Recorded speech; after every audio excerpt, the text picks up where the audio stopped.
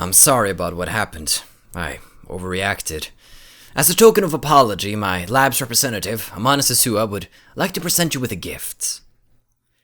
Boss, get ready! With a vigorous shout, which in no way seems appropriate for seduction, Suzuha whips off her jacket and... throws it into Mr. Braun's face. What? I can see her bra! No, wait, that's not a bra, but a tight tank top that leaves her midriff bare. Yet Suzuha shows no sign of embarrassment as she rushes Mr. Braun. She slips behind him, grabs her coat, and pulls it tight against his face. Oh, Caparintaro, now's your chance! Now wait just a second! Is this your idea of seduction? It looks like you're trying to suffocate him. Hurry! Mr. Braun flails his arms, trying to escape Suzuha's restraints. There's a huge difference in strength between the two. It's only a matter of time before he shakes Suzuha off. Well done, warrior. Your heroism will be remembered. Realizing that the only choice is to go for it, I dash to the counter, grab the remote and switch on the 42-inch CRT. After about 2 seconds, an image appears on the giant screen. At the same time, the ceiling starts shaking. Kurisu activated the phone wave, name started to change, with perfect timing.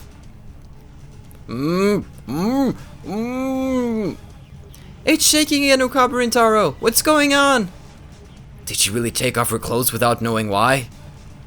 You're a lifesaver, part-time warrior. If you can keep him restrained for 10 more seconds. During that time, I escaped from the store. That's... Outside, Nay's following earthquake drill procedure, crouching while protecting her head. I ignore that and look up to the second floor. At exactly the same time, Kurisu appears in the window and gives me a happy thumbs up.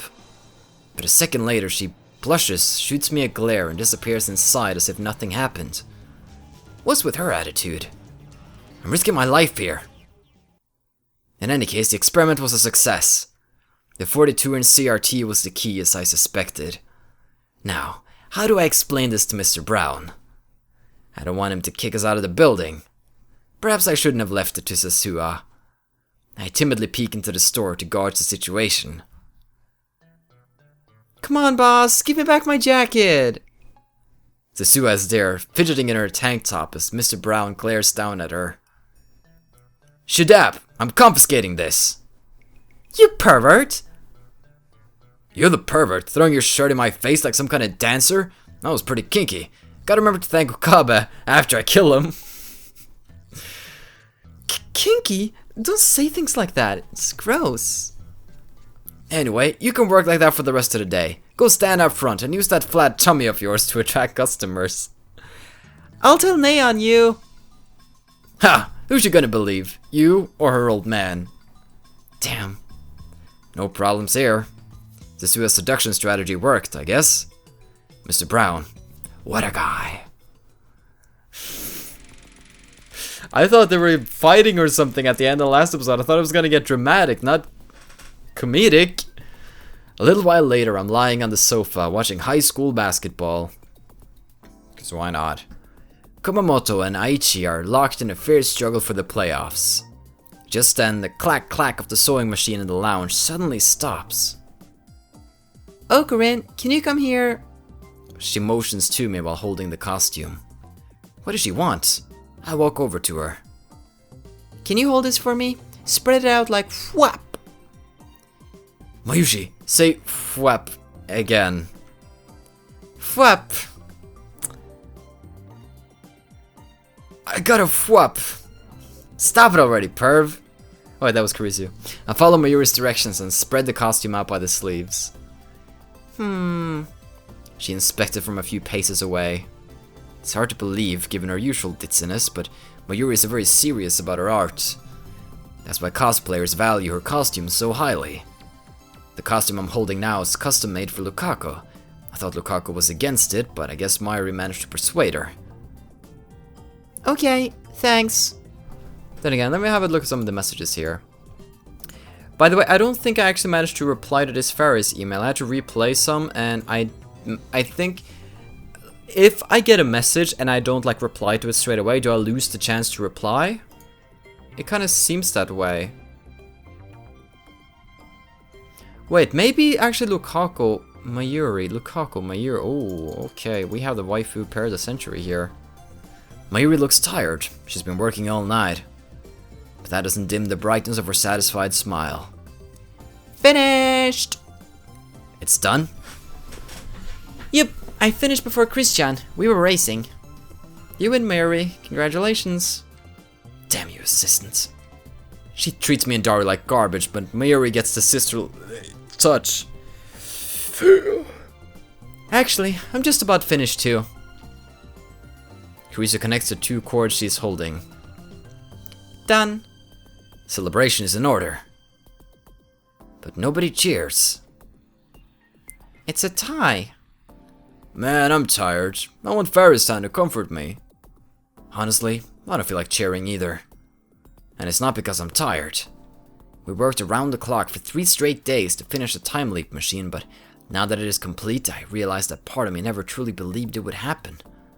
I feel my enthusiasm cooling rapidly, the fire quenched by one stark question. What do we do with it? I look at Karisu. She too seems less than enthused. We may have created a monster here. I look at the improved phone wave, named Subject changed again. The biggest change is the headgear attached to the X68000. It looks like something out of a low-budget cyberpunk movie. Fortunately, we don't need nerve jacks or brain chips for it to work.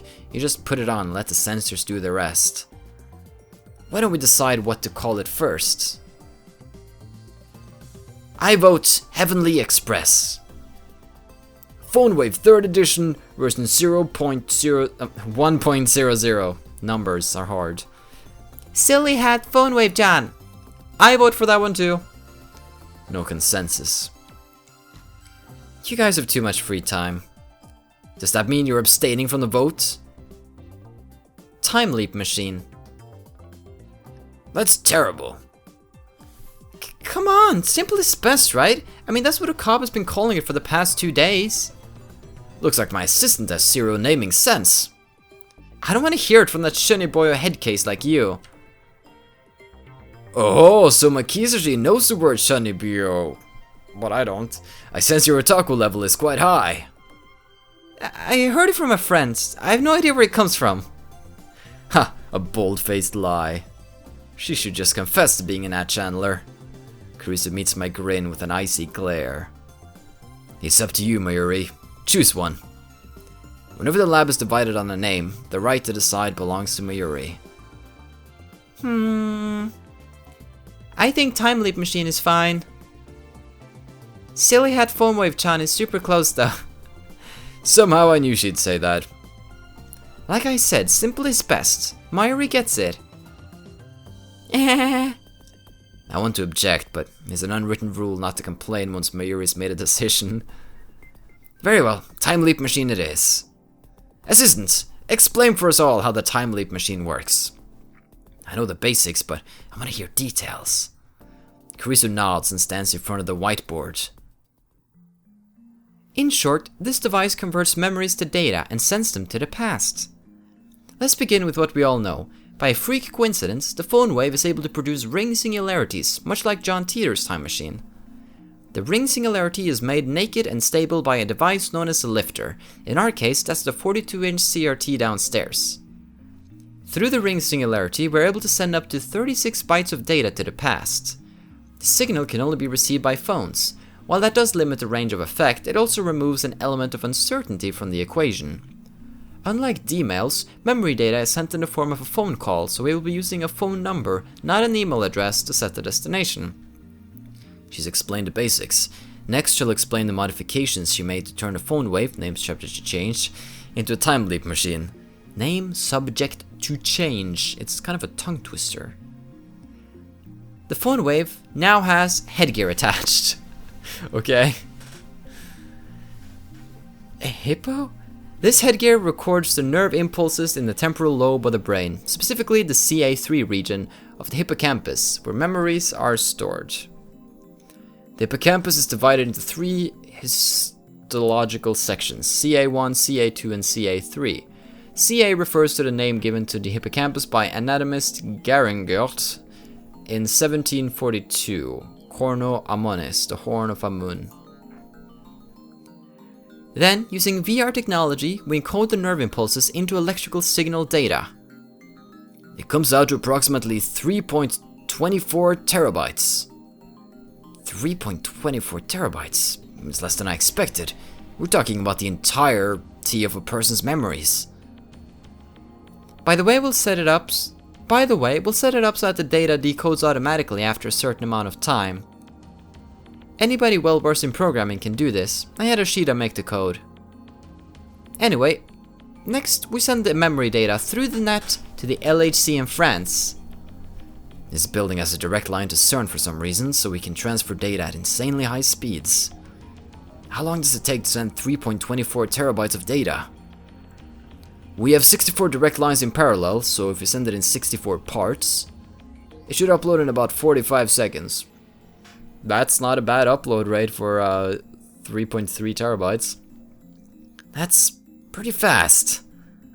Next, we hijack the LHC, create a mini black hole, and use that black hole's supergravity to compress the data into 36 bytes. 3 terabytes is about 3 million bytes. Compressing that into just 36 bytes? Boop. That's one hell of a squeeze. Will the compression take long? It's practically instantaneous. 23 milliseconds or thereabouts. We're using a black hole after all. By the way, the compression only holds in the immediate vicinity of the black hole.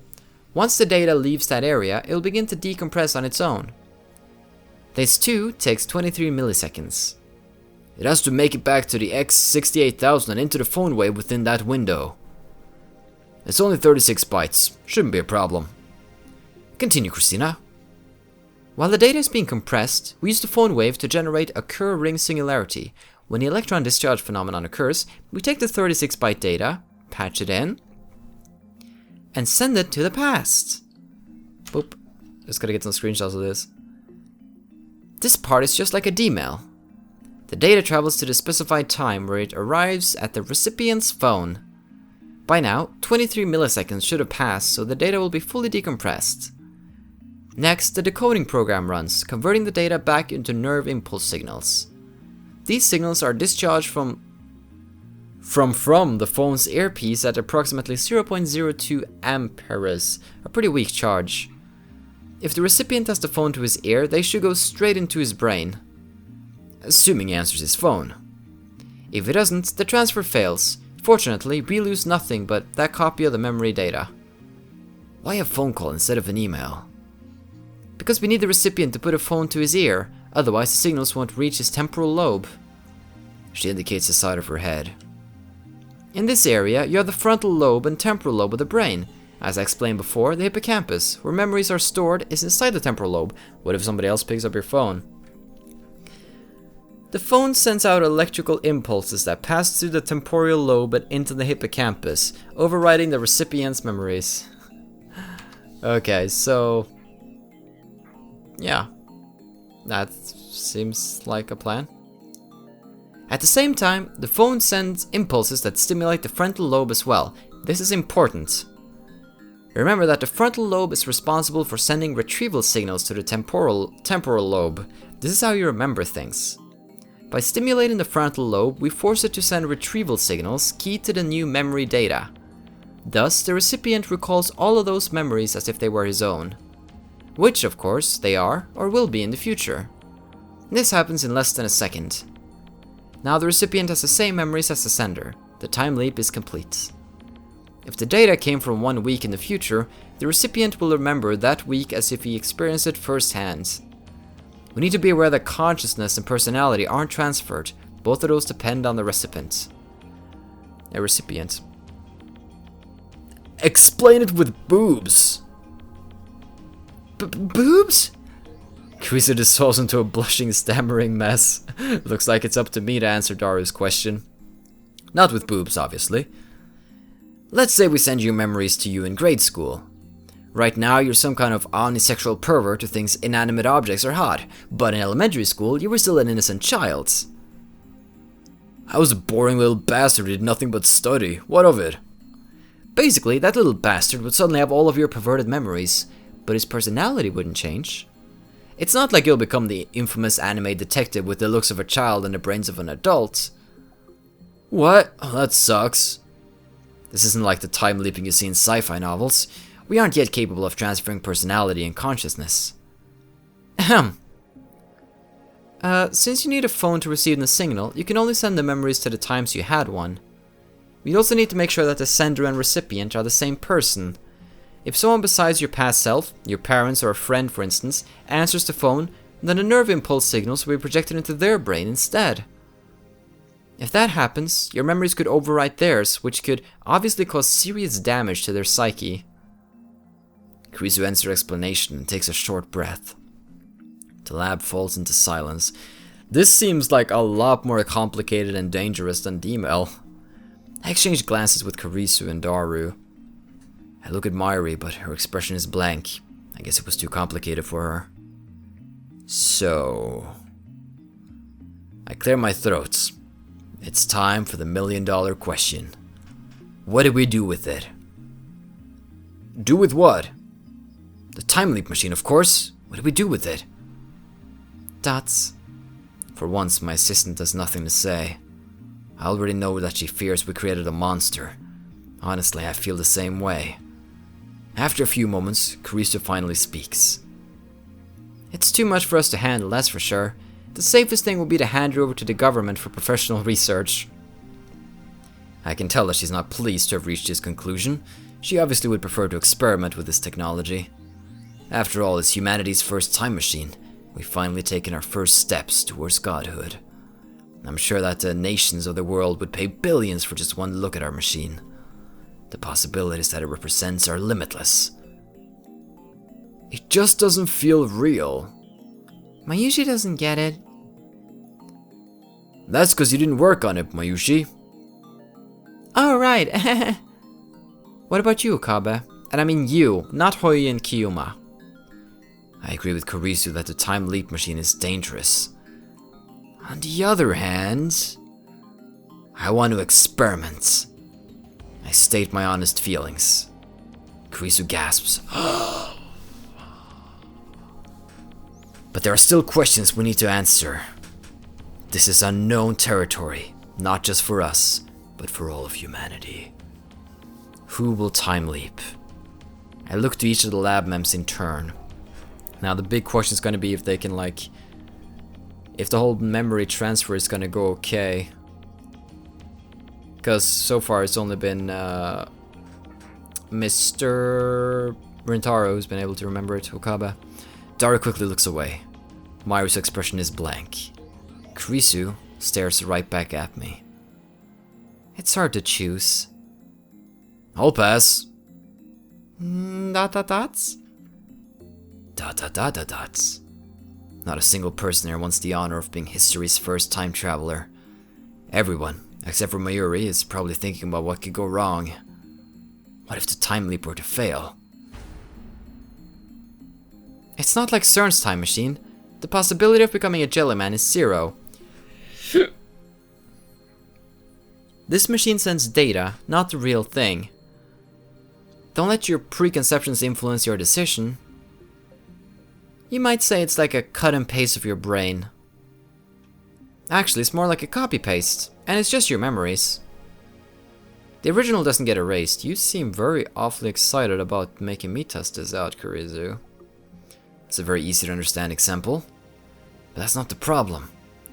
Time flows in a straight line from past to present to future. At least that's how most humans see it. This raises several questions. What if there's an error somewhere and the data itself gets fractalized? Let's say I send my memories an hour into the past. My memories would be replaced by fractalized data. In other words, data full of tiny holes.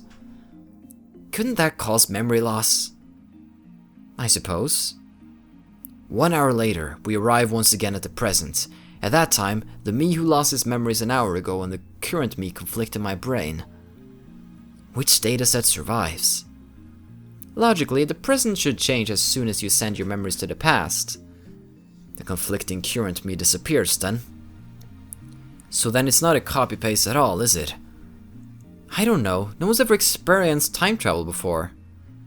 When we send a D-mail, the world is reconstructed based on the change we made to the past. I'm the only one who's aware of this, however. We don't know what happens when you time leap. It's the many worlds interpretation, like Teeter said.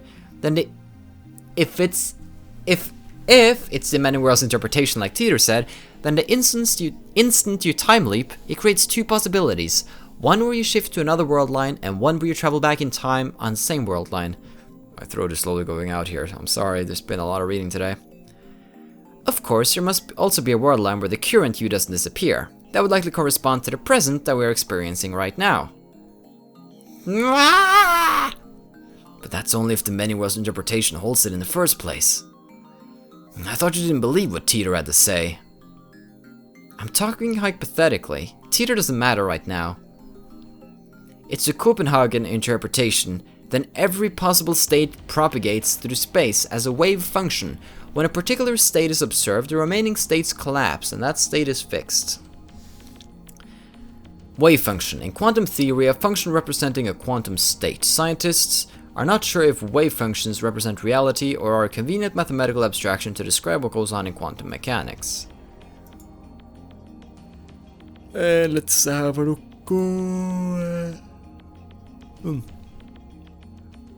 Gotta go to bed earlier. Stop making YouTube videos so late.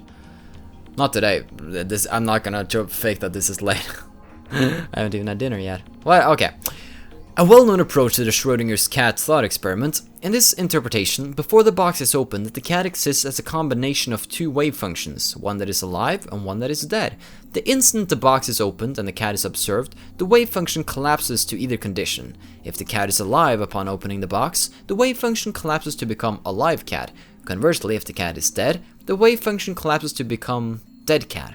Another quantum approach to this experiment is the many worlds interpretation. In this case, the observer who found the cat alive and the observer who found the cat dead exist in two separate universes that diverge the moment the box is opened.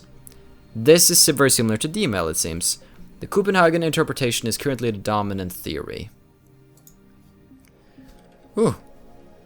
But precise observation is impossible. The problem is who the observer is in this case. Wouldn't it be a third party, like me or Mayushi? No, that's... Not necessarily. It might be me. It might be someone else.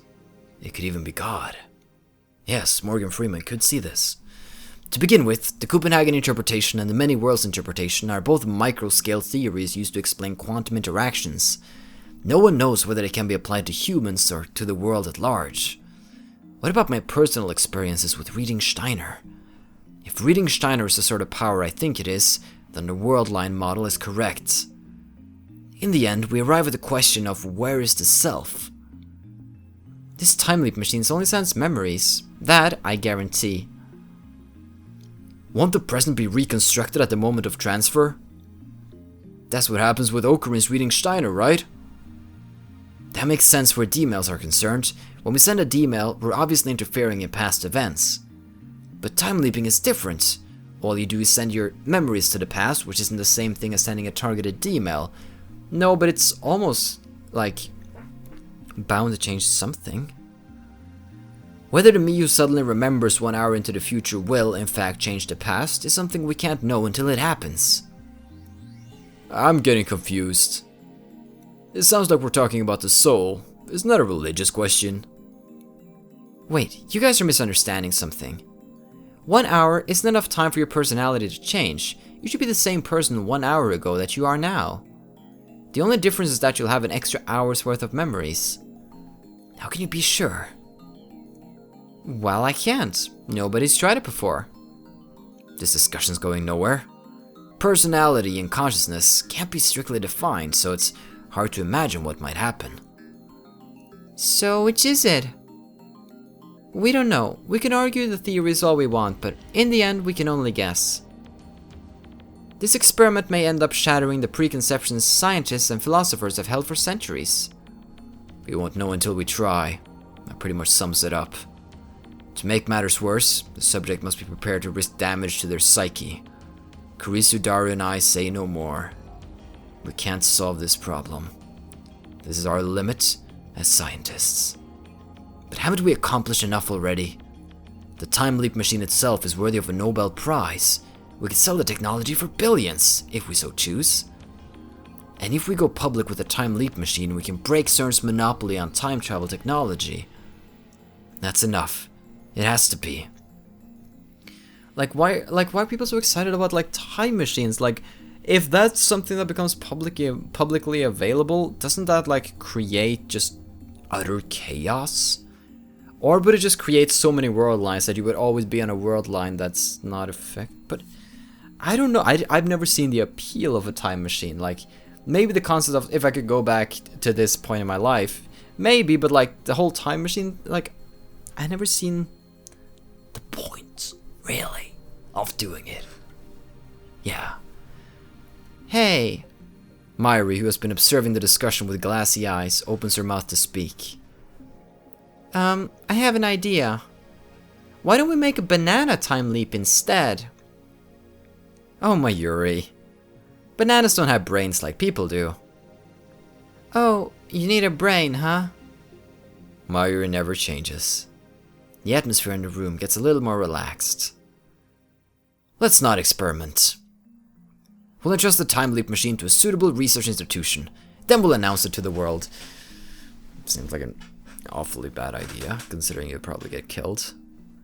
So people could get your secrets. Thanks to the lightning of the mood, I can finally say what was on my mind. Neither Kurisu nor Daru objects.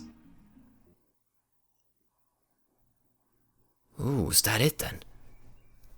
Is it all over? Ooh. Such excite, much wow. But I think we'll actually cut it here. I can go get myself some dinner. Try and charge up my voice for another episode later tonight. We'll see though. There's a lot of reading. Then again, that's kind of what this is. But this has been getting very interesting now. And we're definitely getting to some good stuff. So tune in next time if you want to. Have a still good day. Take care and stay awesome. Most importantly, everybody, stay dark. Goodbye.